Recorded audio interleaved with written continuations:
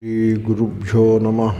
हरिः ओम। श्रुतिस्मृतिपुराणानामालयं नमामि शङ्करं लोकशङ्करं। नारायणं नमस्कृत्य नरं चैव नरोत्तमं देवीं सरस्वतीं व्यासं ततो जयमुदीरयेत्। यक्ष उवाच कोऽहङ्कार इति प्रोक्तः। That is the question. mahā'jñānamahaṃkārah. So that is the answer. Next question. kaśca daṃbha prakīrtitaḥ. So what is called daṃbha? Daṃbha is a Sanskrit word. So pretension, hypocrisy. These are two translations that come to my mind readily. You pretend. And then hypocrisy also you know. One and the same. So that is dambha. And particularly in the context of dharma. You see, suppose a person is not very rich, but he pretends to be rich. And he takes a loan and presents himself before people as though he owns a lot of wealth and all that. That is also dambha, but that is not the point here. It is not about artha and kama. It is about dharma. Okay? So, what is this dambha, this pretension, this hypocrisy, what is it? How do you look at it? That is the question. Answer. Daṃbho dharmo dhvajocchrayaḥ. We have covered this. It came in Yakṣapraśnāḥ itself, it has come. And we have discussed it in good detail. But one more time it has come. And here an interesting definition of dambha is given, particularly in the context of dharma.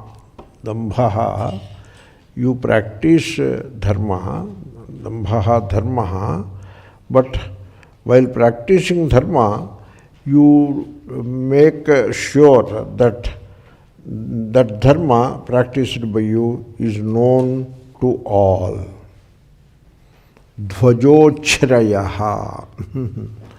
So, dhvajavat uchrito lokeshu khyātyarthaḥ. That is the Nilakantacharya. Daṃbho dharmo dhvajocchrayaḥ. You see, that's why I have seen some people, this I said earlier, again I am saying because it has come. Some people say, you don't do dharma, but pretend that you are doing dharma. That is dambha. That is how they say, but that is not how it is said. That is outright cheating. You don't do dambha, you don't do any dharma, but then present before people as if you are doing a great dharma. That is cheating. And then tell people, I have done this charity, that charity, etc., without doing any. That is called lies, telling lies. That is not dambha. So what happens is, by giving that meaning to dambha, you run away, you move away from the real meaning of dharma, dambha. The real meaning of dambha is that you do dharma. Then only dambha applies. Not when you do not do dharma. You do not do dharma, but pretend that you do dharma. That is not dambha. That is asatyam, cheating. Whereas you do dharma and see to it that the fact that you are doing dharma is known to the entire public. In the village everybody knows, and in the community everybody knows.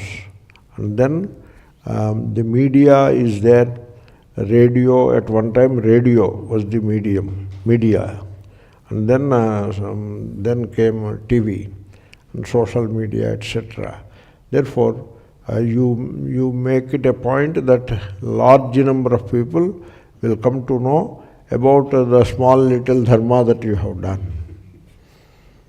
And then you get name and fame in this society that you are a dharmikaha. That is how they do dharma. And that is called dambha, dhvajocchrayaḥ. So what they do is they take a flag, and the flag is always, it is hoisted upwards. You don't keep it in some corner. You see, why to put it on a height? Because people all around, up to a long distance, can see that there is a flag there. And that flag conveys a message. And that way, that is the dhvajocchrayaḥ, the flag which is hoisted on a high post, tall post. That is the dhvajocchrayaḥ. And you do some such thing for the night, some good charity, etc., that you have done. This becomes dambha. That's why nobody can escape this dambha. This I said earlier, but again I am saying, in 16th chapter also, this dambha is a big topic. Gita 16th chapter. And if you rigorously apply it, none of us can escape from it. We are all covered by dambha in some measure or the other. We have to apply rigorously and see that we are covered by dambha in some measure or the other. And then that helps us overcome that defect, that mental weakness. We have to do that.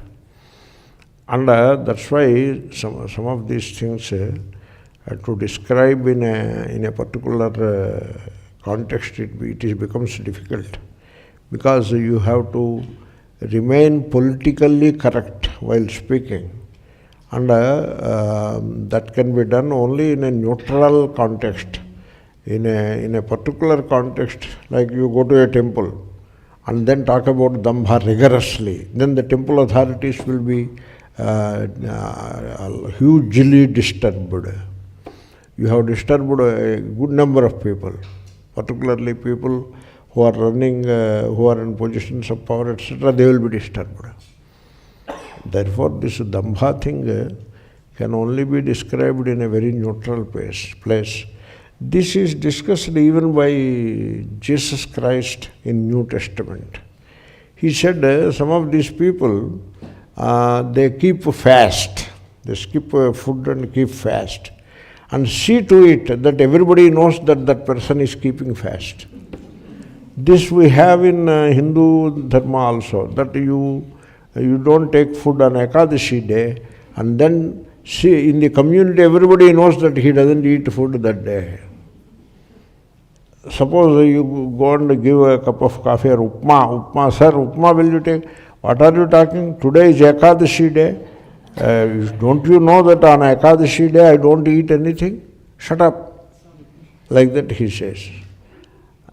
Just because he offered upma. Now everybody in the group knows that he is keeping fast. So this is Jesus Christ mentioned it in New Testament. So that kind of a fasting, he has denounced it. And that is same thing is done here. So dambhikan bakavrittimuscha vangmatrenapi narchayet. The dambhikas means people who practice dambha, means who perform good acts only to gain popularity in the society, and who make all out effort to convey this message that he is doing a good karma to a large number of people. That is the dambha. The person who practices dambha is called dambhika.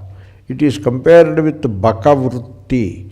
Baka is a crane, a water bird which fly in the sky, and they come and they migrate also.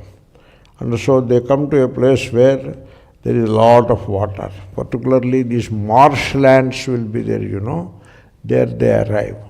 And so the crane, it will be standing in that water, that shallow water, it will be standing.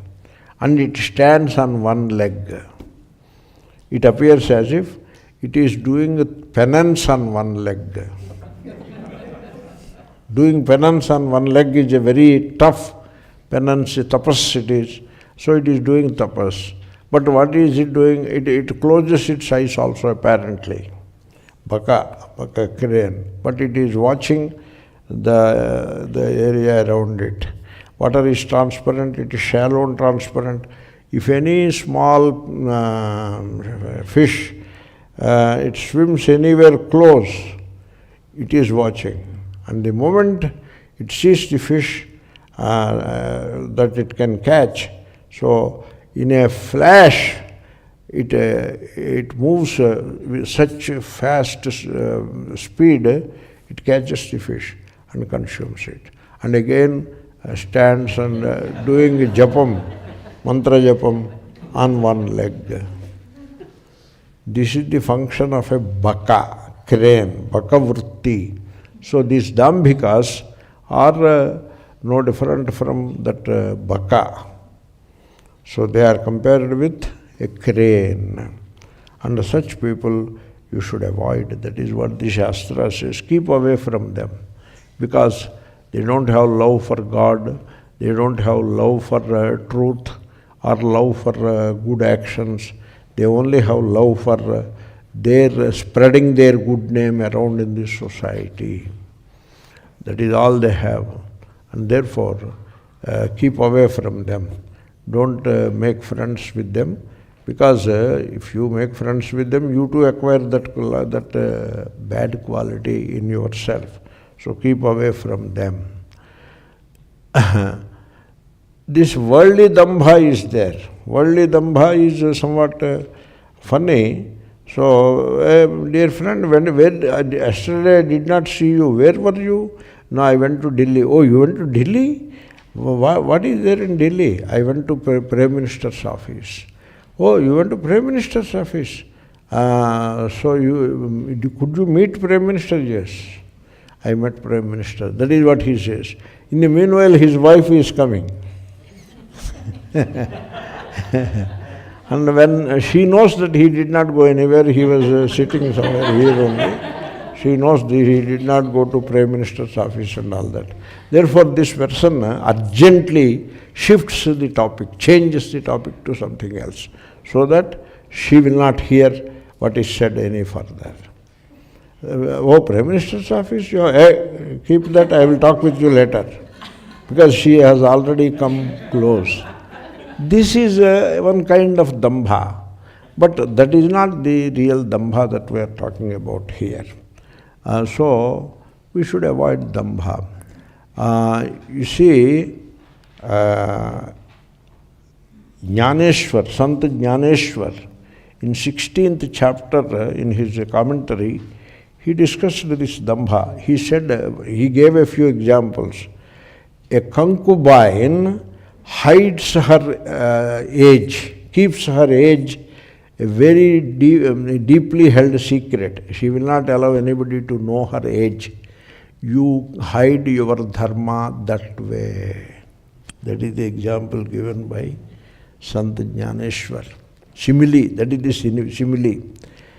And a rich man keeps the volume of his riches secret. He won't reveal it. He keeps it secret.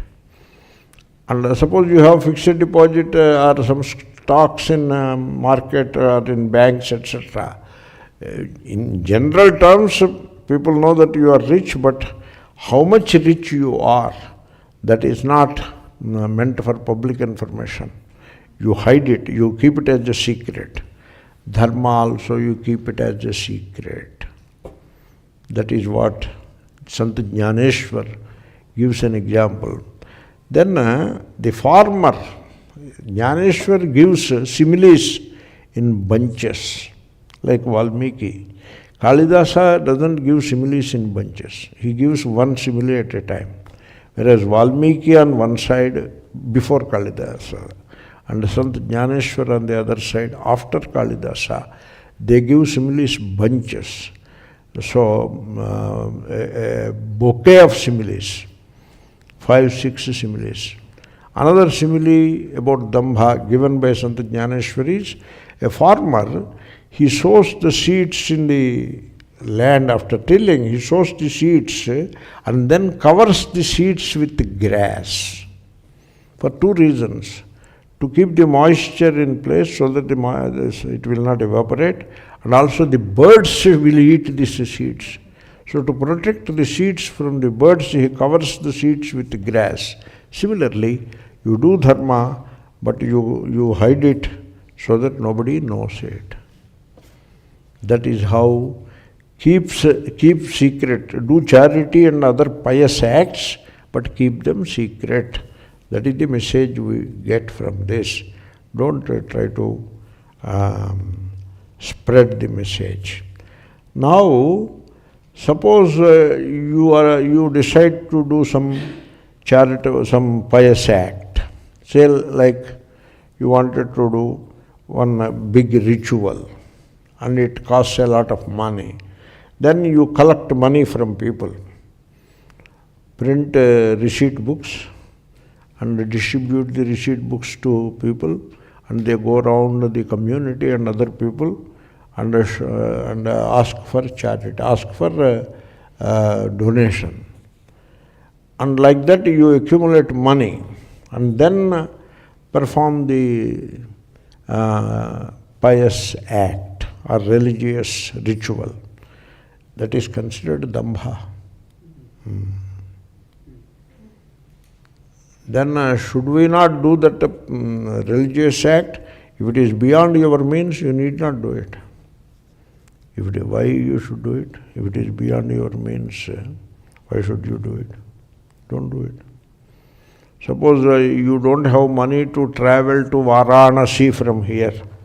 You are sitting in Phoenix, going to Varanasi and visiting Lord Shiva, Vishweshwara, requires say $2,000. You don't have.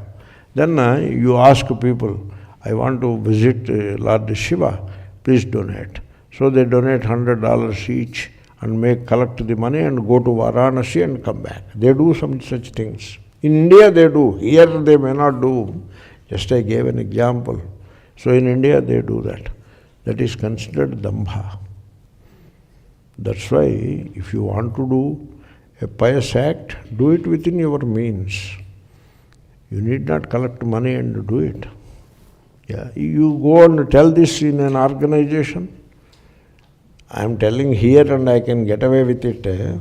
But if you tell it in an organization, so what you are saying goes against the ethos of the organization. These are some of the problems in teaching Vedanta in a proper way. Yatharthavadi bandhu virodhi. Did you hear that? Loka virodhi.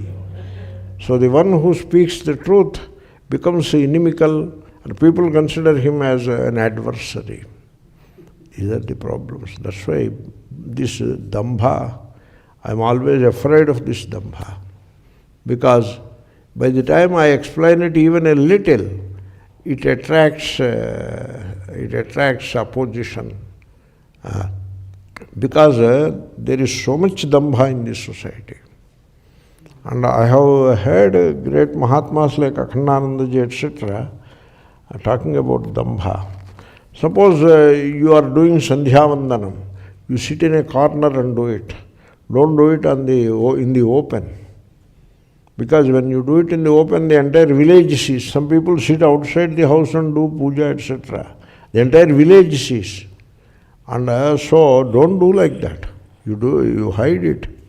But what people do is, leave alone hiding it, they give propaganda, they broadcast it. So this is a very tough thing, I tell you. We should avoid it as far as possible. Then next question. Kin taddaivaṃ paraṃ proktaṃ. So, param is supreme. Daivaṃ is not God. Daivaṃ is kind of the divine blessing. That is daṃbhaḥ. Divine blessing. So, you see, suppose you are helped by your neighbor.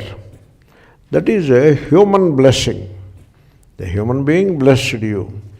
It has some value. But suppose the divinity itself blesses you.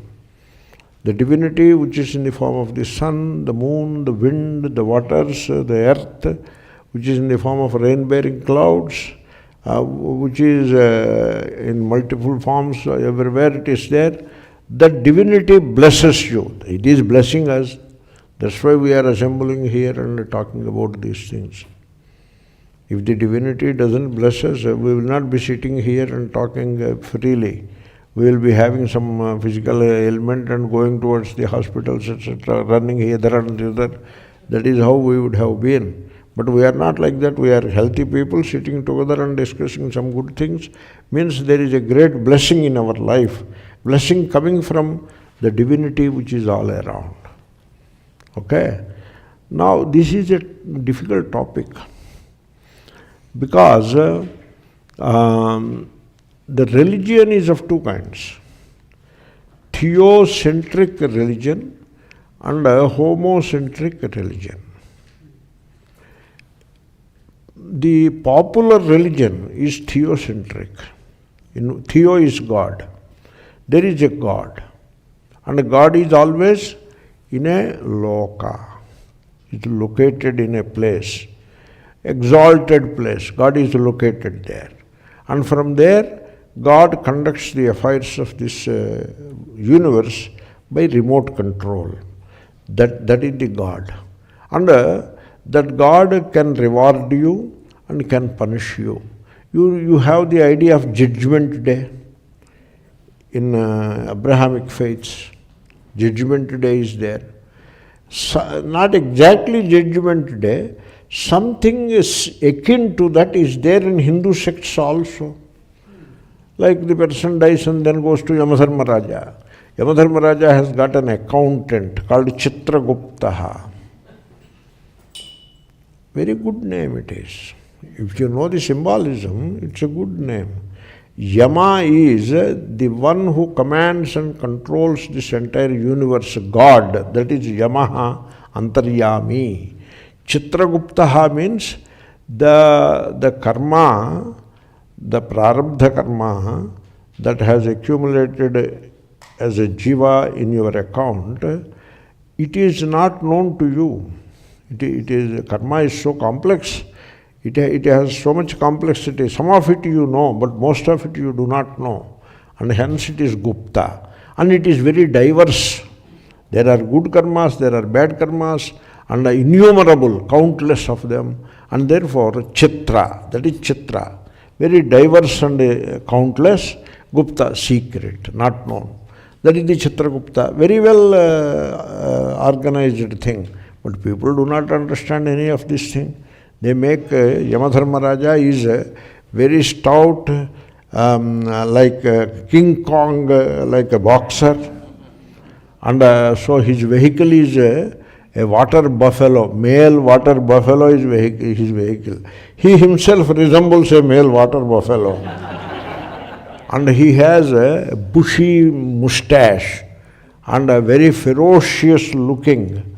That is Yamadharmaraja. And Chitragupta, these are all cinematic characters. The cinema people, they make a caricature of Chitragupta. Chitragupta is always a comedian with a big account book and some funny dress and all that. So this is their arrangement, waiting there to punish us. Kind of these ideas must have come from the judgment day concept of the Abrahamic faiths through the Silk Route. It must have, there is cross-pollination. So, not a very laudable idea it is. So, therefore, this is how, so you have to please that God. That's why in the Sankalpas also, Parameshwara Preetyartham. The Preeti can be in a positive sense also, it can be used. Means you love God and God loves you. So that is all right, that is fine. Yomad bhakta same priyaha. In that sense it is good. But priti, how you interpret it? To please the God. Why should you please the God? So that he will reward you. In a government office, pleasing the boss, you know what they call it? Currying favor. That is what they call it. This applies only in a government office. In private, it doesn't apply. In private, there is no currying favor. You work hard and make your money. So, that means pleasing God is tantamount to currying favor with the boss. God is the boss. And so when God is pleased, there are a few ways of pleasing the God. What are the ways? Some worships and some prayers. They please the God. And then once the God is pleased, he will reward you. And it is written there. Nothing. It is unabashedly written there. You please the God one time, you will get this much reward. You please the God 10 times, you will get this much. Like that. Adhikasya adhikam phalam. That kind of accounting is brought into this pleasing the God affair. And then if you don't please the God, he will punish you. So, put a sense of fear. This is how Theocentric religion operates. This religion has nothing to do with Upanishads and Gita. You don't find this religion in Upanishads and Gita. You see, there was a discussion with a Mahatma about God, what is God, this and that. Then the Mahatma told categorically, you don't push me too far, too much. I am telling you categorically, Upanishads and Gita do not offer a theological God to people. They do not offer. People don't understand. They think, they look for a God in the Upanishads and Gita. You don't find. In Upanishads and Gita, the God is not theological God. The God is a potential within you, within the human being. That is called homocentric religion. There is God, but only as a potential within the human being. That's why every soul is potentially divine. Potential means it has to manifest. You see, it is there but you don't see it. That is called potential. It can manifest and then you will experience it. But it is always there. The best example I can think of is if you go to the terrace of a tall building, there is a water tank. You climb up and open the lid of the water tank and peep inside. What you will find? You will find water. That water has so much potential energy. How much potential? mgh. Its mass into g, 981, and then h, a height. That much potential energy it has, mgh. But you don't see it. If you pull out some water from that container, it looks normal. You don't see any potential energy in it, but it is there. You got it? Suppose that water, you open the tap, it will flow with a tremendous power, right? It is exactly the same. Every human soul is divine, only potentially divine. Now there is divinity in every human heart, in you, in me, among all people, in the so-called sinners also the divinity is there. Pious people, in them also the same divinity is there. Sadhushvapicha papeshu samadrishtir vishishyate. So that is the divinity. Now what is the religion now? The religion is you have to manifest the divinity in you. I am quoting, paraphrasing what Swami Vivekananda said.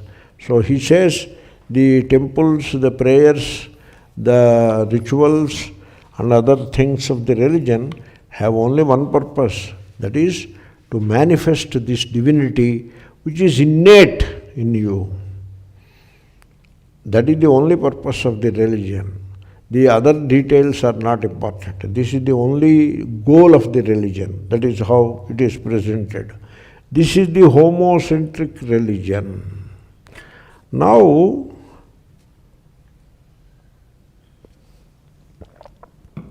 if you carefully study the literature, it takes a few years, even more than, even it takes a few decades, really speaking.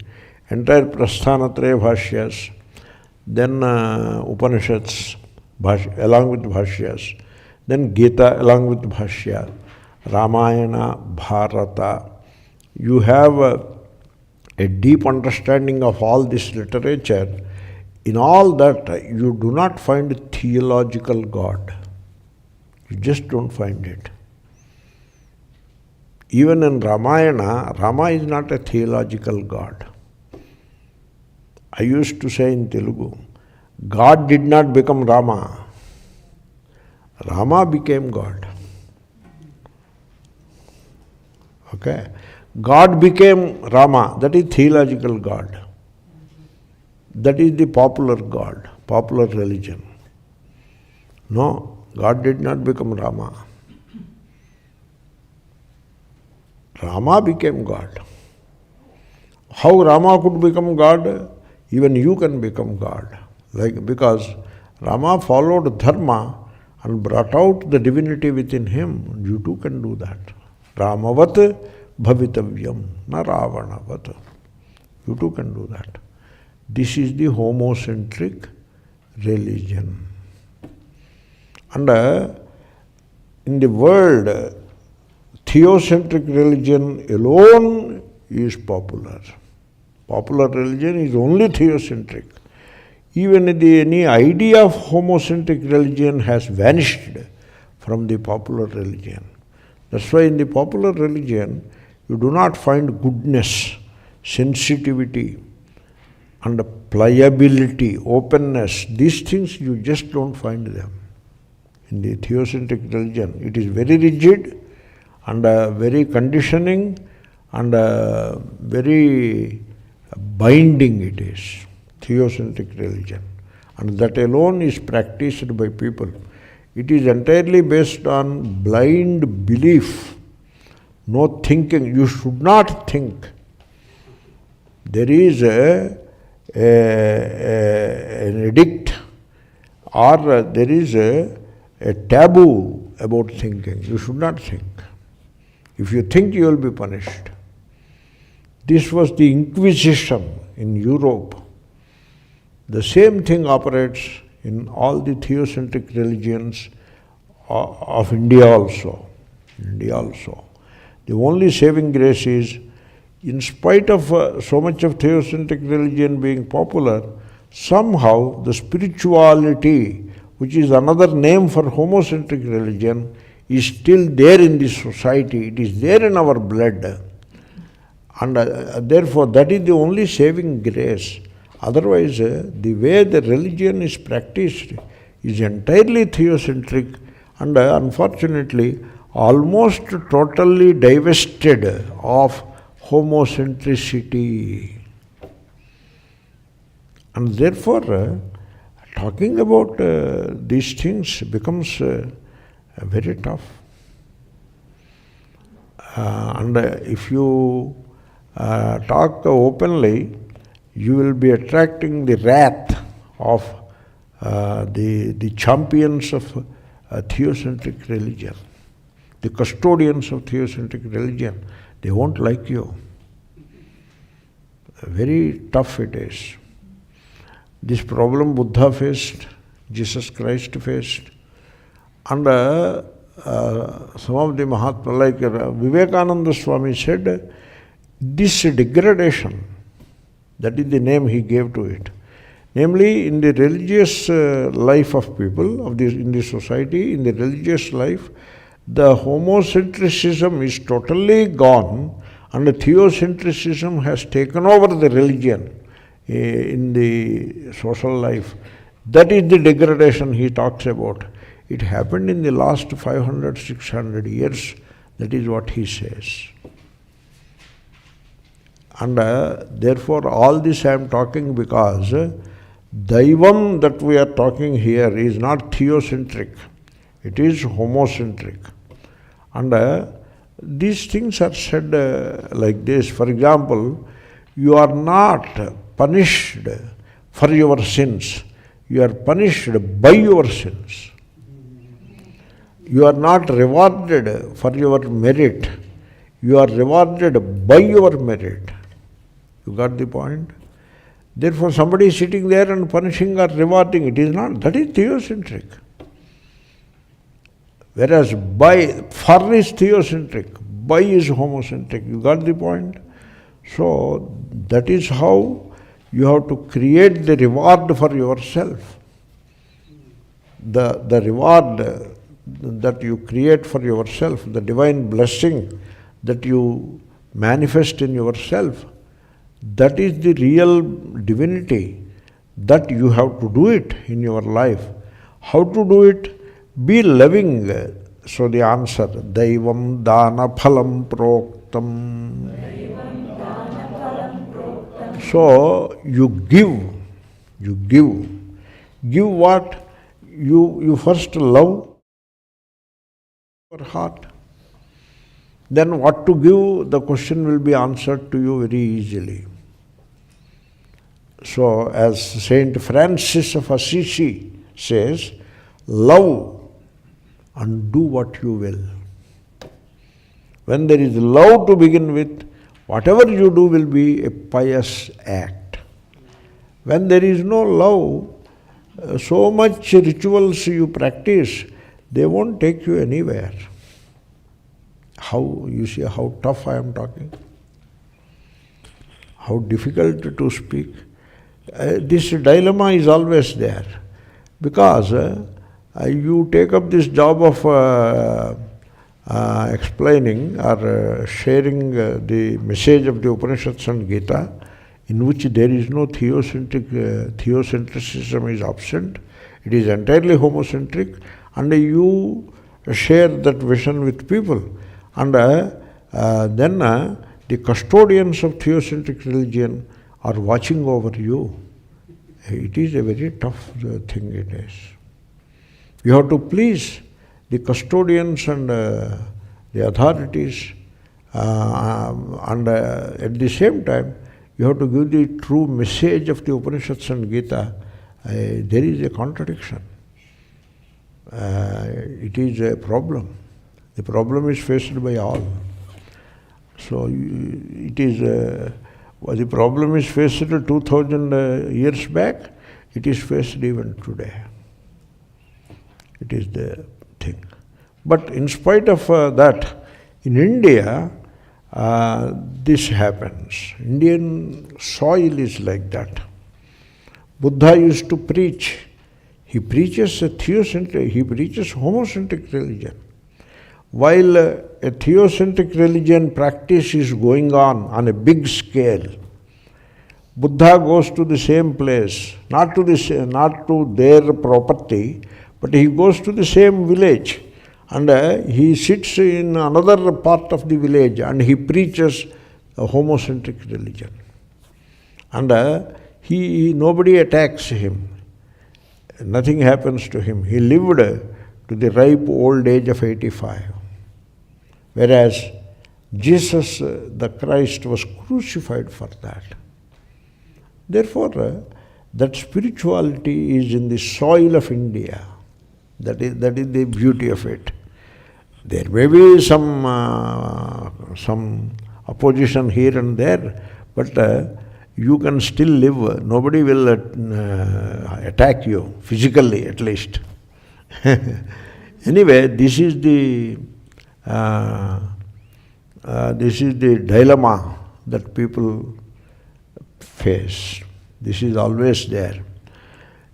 To tell you the truth, I am afraid that people do not worship God.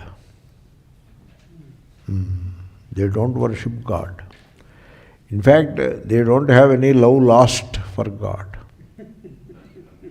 really speaking. Because I tell you, there used to be a Mahatma.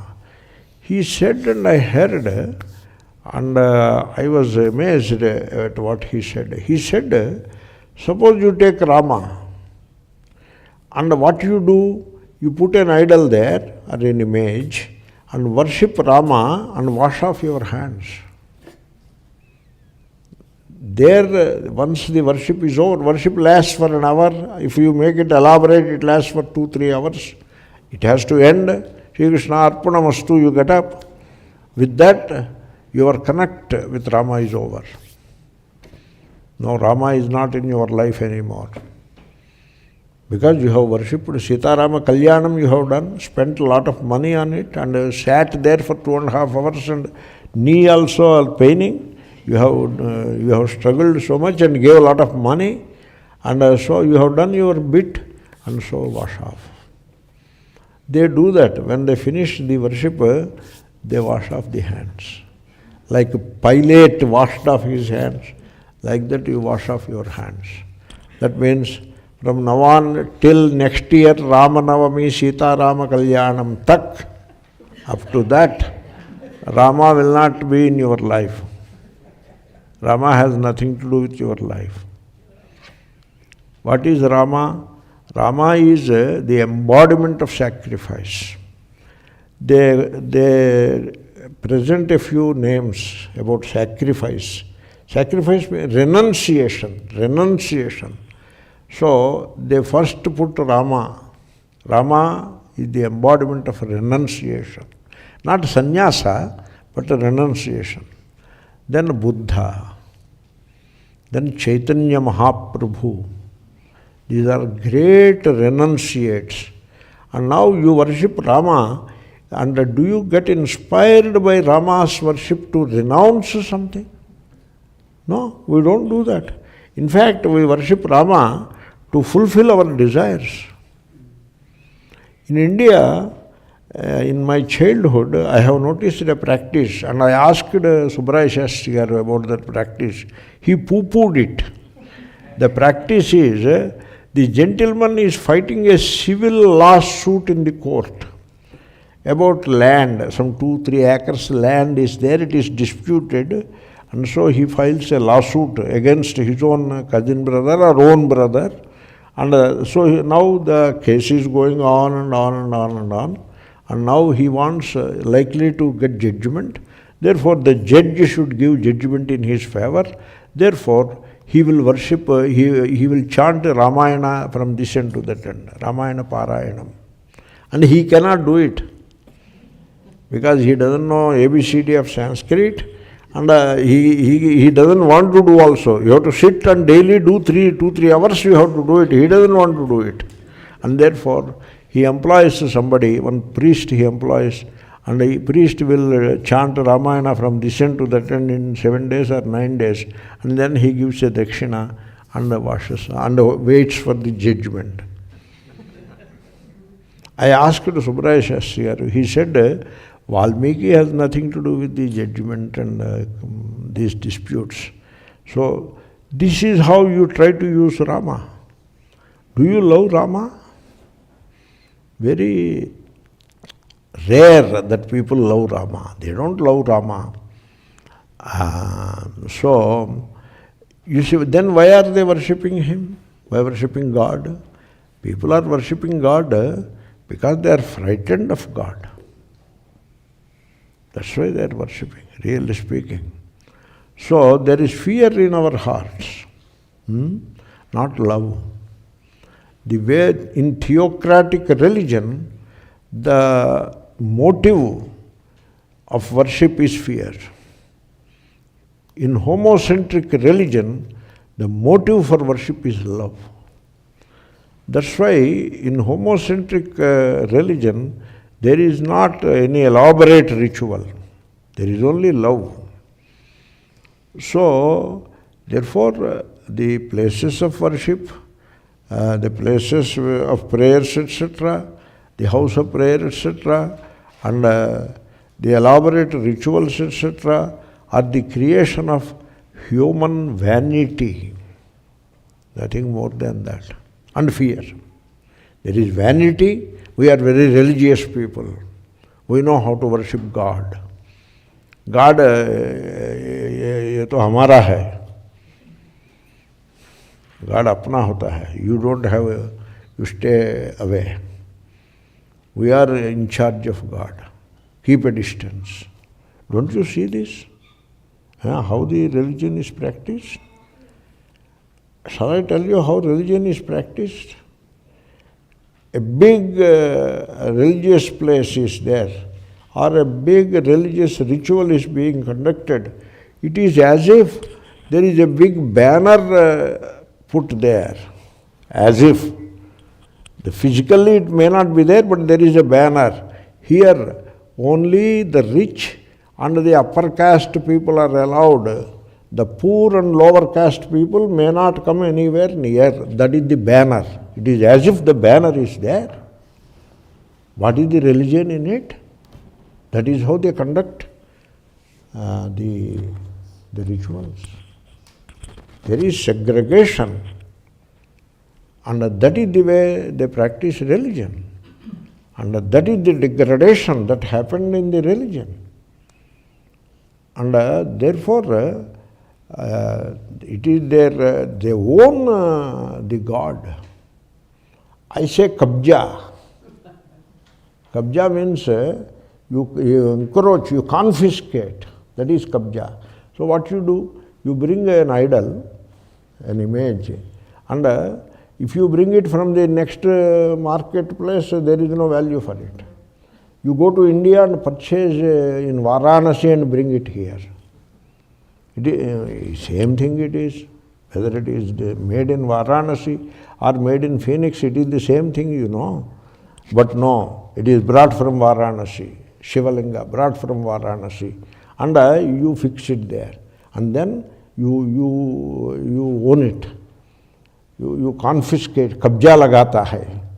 You are the authority on that image, on that place of worship. And you run the place of worship according to your dictates, it runs. ये क्या होता है? This is, no, I'll tell you how.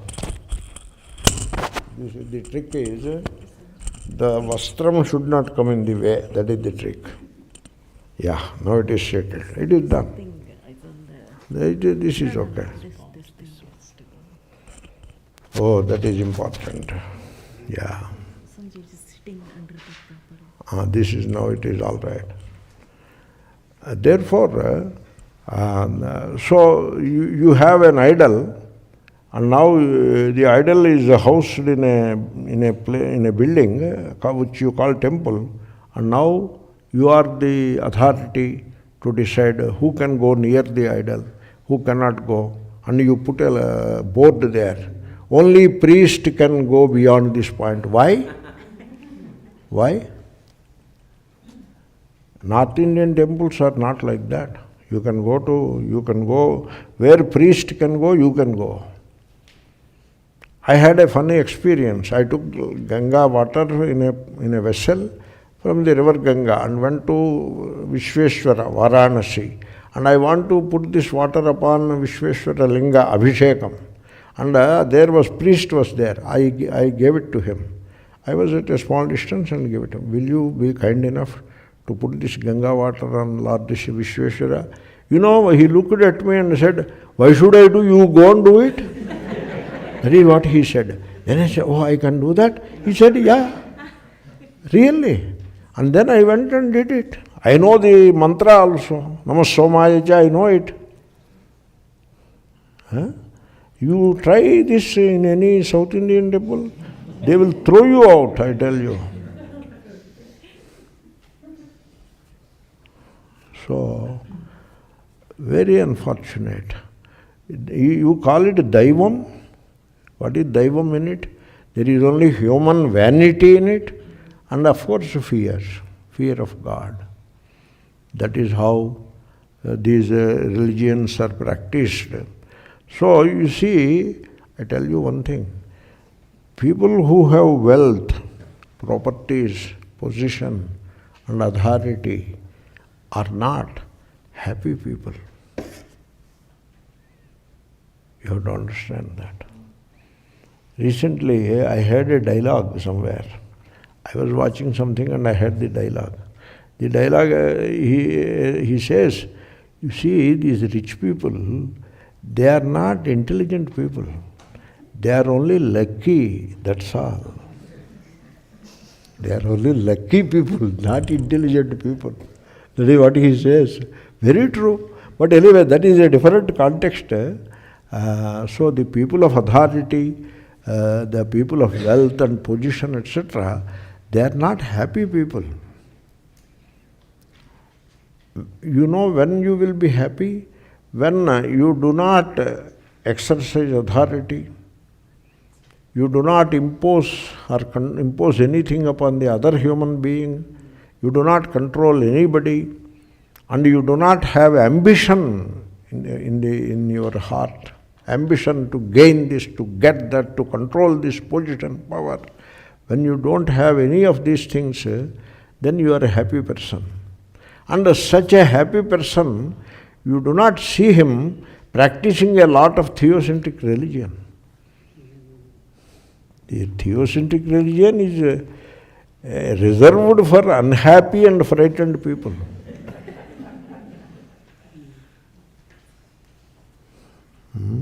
Very unfortunate. So, the miserable people who are in misery, the miserable people, the tortured people, people who have fear of losing wealth or property or position or power, they worship God. They worship the God a lot. So, you see, who goes to all these places of worship? Who rush towards the place of worship? Who are those people? Who are miserable and who are frightened. They rush to the place of worship, to some place of worship, this place or that place, something or the other. You see, when your mind is full, you are fulfilled, happy, and you are quiet in the mind. In those moments, they are there with you. You do not think of God. You think of theocentric God only when you are miserable and frightened. There may be some worthy exceptions here and there. Therefore, you see, what you have to do is, suppose there is misery. Nothing wrong in having misery. Misery is thrust upon the human being. People are miserable, not because they want to be miserable.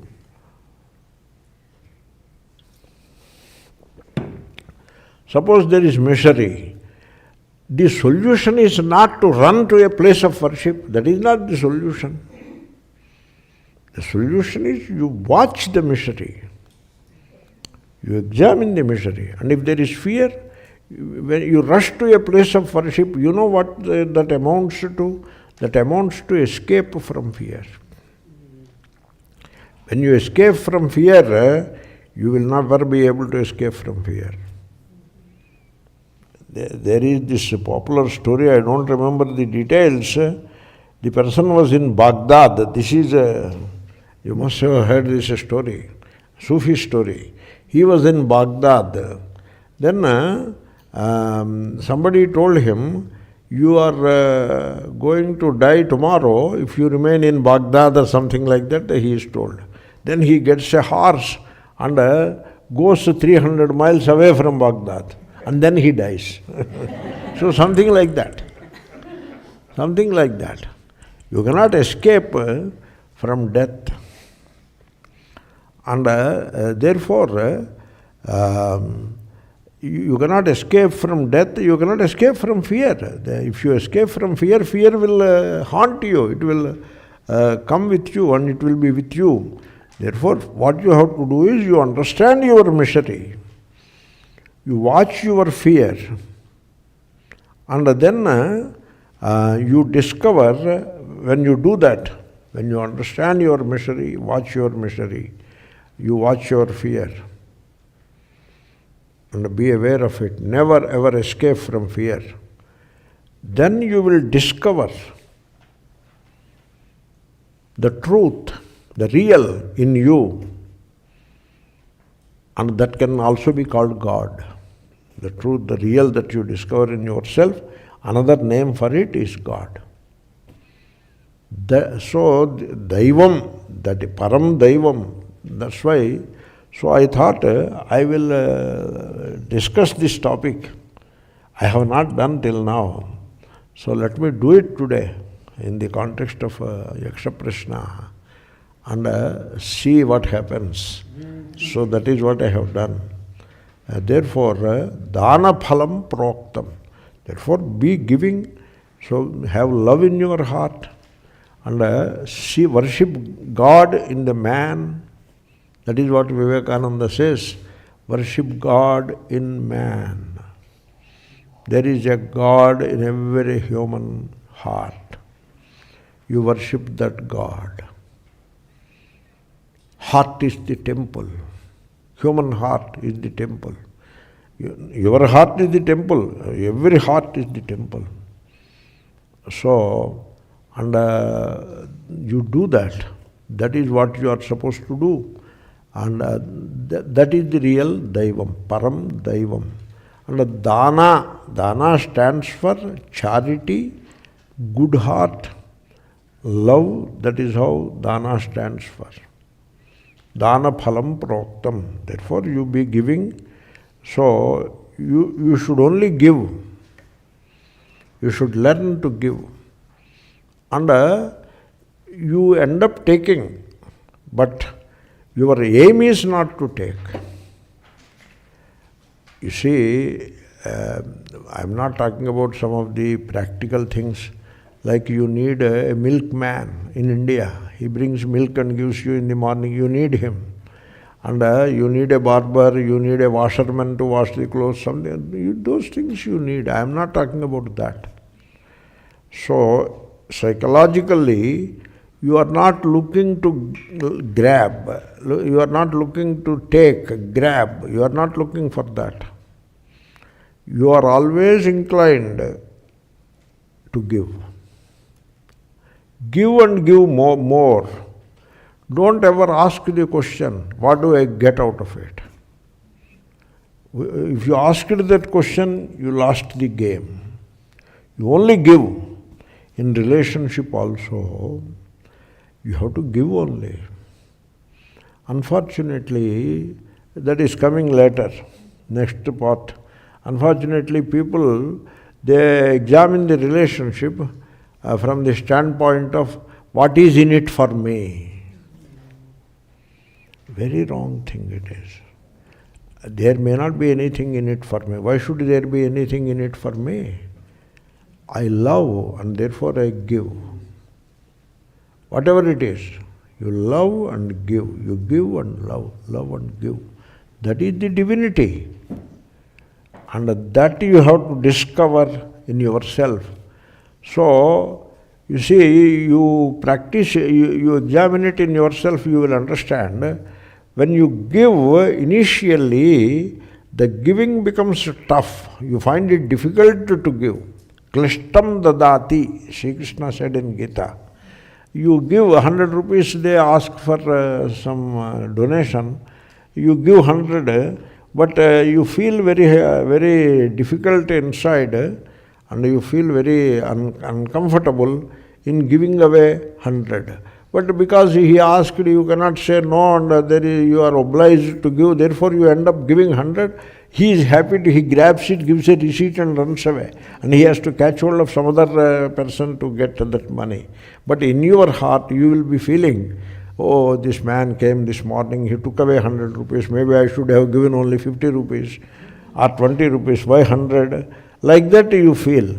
That is how it happens. To everybody it happens. But you don't give up. You continue to give. One more time you give. One more time you give. And the person who has hurt you, give to that person. And who has scandalized you by spreading a canard, you give to that person. Go on giving, giving, giving, giving. This is how you create divinity in yourself. That is the divinity. That's why Mahabharata, that is Gita, Yakṣapraśnāḥ, etc., they do not offer a theocratic God to you. They only advise you to discover the divinity within you, which is already there. You need not create it. It is just sitting there, and you bring it out. That is how they look at it. So we are done with it. Let us say, Kim taddaivaṃ paraṃ proktaṃ daivaṃ dānaphalam proktaṃ. So, word to word meaning. That, paraṃ supreme, daivaṃ divinity, kim what? Proktaṃ, told by Mahatmas. By Mahatmas I have added. That is the question. Answer. Dānaphalam, the outcome of giving. Daivaṃ proktaṃ is called divinity. In relationships also, I advise like that. You give. And don't ask the question, how many times should I give? How much should I give? Don't ask these questions. You, if any, I should have given a little more. Did I give enough? Or maybe I can give some more than what I have given. So that should be, you will come there, you will arrive there. Day one you feel uncomfortable in giving. Having given you feel uncomfortable, but a day will come soon, sooner than later, when giving makes you, it doesn't make you uncomfortable, and then it makes you joyous. You discover the person who received, he may be happy or not, but you having given become happy. Even Shakespeare said somewhere, mercy blesseth twice. Blesseth the one who shows it, and blesseth the one who receives it. Receiveth it. Showeth it, receiveth it. Something like that he says somewhere. Therefore, that is how you have to discover daivaṃ. You may ask a question after all this discussion. Okay, there are two kinds of religion. One is theocentric and another is homocentric. What is your problem? The problem is, while pursuing theocentric, you have altogether denied the opportunity of homocentric for yourself. That is the problem. I told you, do the worship and wash off the hands. You worship Lord Krishna, decorate Krishna. Why should you decorate Krishna? How you will decorate Krishna? Purchase silken clothes with golden border and embroider, etc., and then decorate Krishna. So, something must be wrong in all that. That is not decorating Krishna. Decorating Krishna is a study Gita, and there is a Krishna in your heart. Decorate that Krishna with love, etc. That is the way it has to be done. Therefore, what happens is, once you start decorating Krishna with golden embroidery and all that, you think you have done what needs to be done. You will never look into your heart. Therefore, there is a problem there. One, the theocentric religion is an obstacle. That's why in Gita 16th chapter, etc., the theocentric religion which is practiced for the purpose of propaganda, etc., it is given the title Dambha, and altogether dismissed. 13th is there. 13th is asipadartha pradhanam. This dambha, etc., these things are mainly discussed in the 16th. So maybe some of it is in 13th also. Adambhitvam is that which is mentioned in 13th, yeah.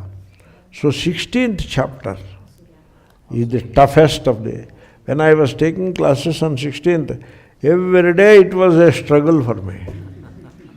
Because Sri Krishna just thrashes the social standards that are established in the name of religion. He just dismisses all of that. And so Shankara doesn't lag behind. So he gives Adhyo Bhijanavanasmi. That is the dambha verse. And then Shankara says, Saptapurusha Shrotriyoham. In our family, we were all great followers of Vedic knowledge for 7 generations. That is dambha. Even when he is the 7th generation guy, that is dambha. But he is not even 7th, he is 8th. Then what to say? So these are all, in the society, these are all considered worthy things. What I am suggesting, they are all considered worthy things that you have to acquire and keep for yourself. But when you examine them carefully, you will be put off. There is no value in all that. There is value only when there is sensitivity, openness, pliability, love, etc., giving, not seeking, no ambition. Only in such an atmosphere there is divinity, there is value in that. That's why these ostentatious ceremonies, etc., they are particularly bad. They do not take you anywhere near divinity. If any, they take you away from divinity. So one should be very careful. Then next question. Kim tatpaiśunyamucyate. So we will come to that. You see, here is an interesting question. I don't know how to answer it. My friend accompanies people in death with full dedication in what is called spiritual companionship. Some sentiment it is. Somebody dies, you accompany, and call it spiritual companionship. He is a good man, nothing wrong in it, but sometimes what happens in social life, sentimentality is taken as a goodness. They are not same. Sentimentality is not a virtue. You see, somebody is dead. There are ladies at home in the house, no male, and so some arrangement has to be done. There is nobody, no relative. Then you jump into the fray and help them to take the body and all that. That is great. That is a great service. One should not hold back. One should do it, that service. But just accompany the Shavayatra, accompany the dead body to the cremation ground and stand there while cremation is going on, and then I assume that you have given spiritual companionship. That is some sentimentality, nothing more to it. Therefore, there is no inquiry who dies, so things are taken as entirely real. Birth and death are taken as real. That is a bit unfortunate. And you see, what is living dies. Life doesn't die. The bulb fuses. Electricity doesn't fuse. So what is living? That is the body. Body is living. It dies. Life itself doesn't die. So what is it that dies? Body dies. Therefore, if you understand death correctly, all the sentimentality associated with death will vanish, and all the all superstitions also will vanish, and then the fear of death vanishes. I remain silent but feel that I am not true to arjavam. If I understand it correctly, this dilemma, this is the dilemma that I am talking about. Till now, I want to tell what is the true religion. The religion practiced by the masses is mostly untrue. There is very little truth in it. You have to search for it. You may find a little here and there, but mostly it is not the true religion. But to say that openly, you are not politically correct in saying so. But you put aside this political correctness and then say it openly. You need that forthright approach, frankness, arjavam, the ability to say forthright. You need it. So, and that creates some dilemma that is always there. Our friend also seems to have such a dilemma. So, you don't worry, you can tell the truth. So, when I say quiet about the vision of Vedanta and appear outwardly supportive, you need not support these things. While inwardly not in agreement with the worldly standpoint, you need not agree with the worldly standpoint, because when it comes to birth and death, the worldly standpoint is all nonsense. There is no truth in it, and it is not according to the vision of the Vedanta, and you need not you need not support it. You can advise also, but the advice has to be given only when it is sought. They should seek it. Otherwise, if you say without their seeking, it becomes an intrusion. You should not do that. If they ask you, you should tell. If they ask for some help, you should give it. You should safeguard yourself from all kinds of sentimentality. You need not submit to sentimentality. You need not be forthright until and unless they ask for your opinion. You keep quiet, that's all. That is all we can say. Then natural thing happens naturally. Is it dharma? Can be. Natural thing happens naturally, can be dharma, or it can be it only. Natural thing happening naturally only. Now a flower, a bud blooms and becomes a flower. Is it dharma? You may say, generally we don't say that it is dharma. Dharma is some pious act that you perform. That is how the word dharma is used. So the sun rising, in a way it is dharma, but we don't use that word that way. Then how do you describe it? Natural thing happening naturally. That is how you describe it. Okay? It need not be dharma. It can be dharma also. So why should you combine like that? Not necessary. What we call Ishvara's order is also dharma in a wider sense. What do you mean by Ishvara's order? What is that? You see, Ishvara doesn't have a mind, you know that? Ishvara is a mindless entity.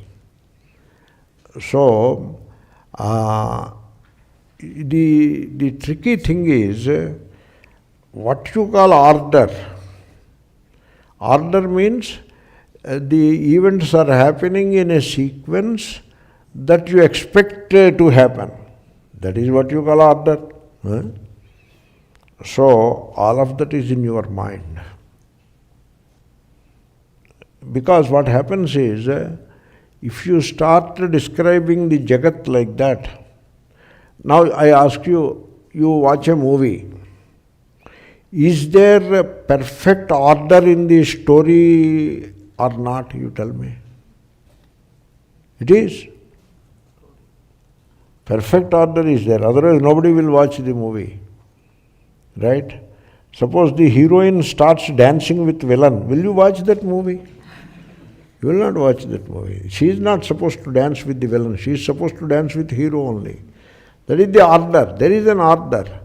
And the one who is telling the story, that is the director, he puts a nice order in the storyline. A nice order. Now, the movie which has such a wonderful order in it, as imposed by the director, is it real or unreal? Unreal. But what happens is, if you start highlighting this order aspect, so what happens is, it becomes difficult to dismiss the Jagat as unreal. Jagan Nirakaranam is there. Now dismissal of the Jagat becomes one bit more difficult, because it is Ishvara's order. That is another thing. You see, if you know what Mandukya, etc., they say, Ishvara has nothing to do with the Jagat. Jagat is an appearance. And it is an appearance to an ignorant mind.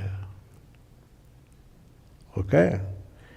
And Ishvara has no role to play in it. Got the point? So, Gita, one verse I will remind you. These are the highest vision it is. In Gita, Sri Krishna says, Nadatte kasyachit papam nachaiva sukrutam vibhuho ajñānen āvrutam jnānam tena muhyanti jantavaha. So, therefore, that vision is covered by ajnana. The vision is not there. The truth we do not understand. What is the real, the Brahman. We fail to understand that due to ignorance. And then we project a world. Out of our memory, we project a world. And then imagine an order in that world. Okay? And that order, who projected that order? Your mind has projected that order. Whatever order or disorder is there in your mind, it is projected. And then you say, Ishvara created it. Now, how am I speaking? Look at me. Look at me. You know, one Mahatma said, you create the world out of your memory, and then you imagine that you are a small part of that world. You are not a small part of that world. You are the creator of that world, Tattvamasi.